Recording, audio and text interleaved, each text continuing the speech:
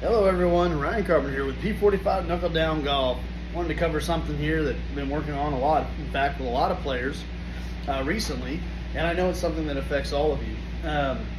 One of the most common things that we see when we evaluate golf swings is what's called early extension, and so it's a incorrect, when it comes to efficiency, maneuvering of the wrists and the use of the wrist trying to strike the golf ball. Very common, we see it in all different forms. It causes all kinds of issues. You can pretty much relate it to almost anything, whether it's a behind the ball impact, hitting it low in the club face, face issues, path issues, pretty much about anything you can describe when you walk through the door and tell us what's going on in your game. And so one of the things that we miss, however, is understanding how the body works and how it counteracts in kind of a balancing act. To be able to actually effectively change that. A lot of people are out on ranges working on all kinds of weird shoving type actions and weird things that I see, and the problem is that they don't understand what's actually missing. The core root of the cause is that as they move their bodies, the way that they move their core is actually affecting and forcing the early extension to occur. What do I mean by that? Well, it's something that has to be learned in lessons, but because of the change of their lower body, their lower core moving forward, that forces the issue.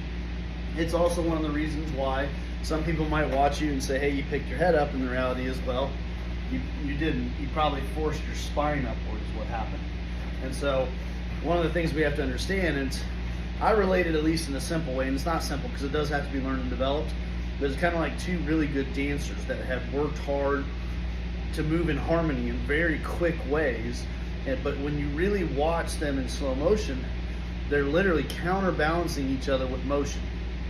There's a very balance of action as they move around each other in quick, and so what our action is this: if we don't have the counterbalancing action of the lower body through the golf swing to offset the need for extension and impact, then we're going to always have that early extension. And so that's a quick version, but I want the people to understand that if you're working on this kind of stuff where I see this shoving action and stuff, that's not going to work, because if you don't have the lower body movement required to counterbalance the delivery of the golf club coming into impact, it's going to force the issue. And so there's a lot more to it than that. That's the simple version, but the basic idea is we have to create a unison, a little balance of dance, if you will.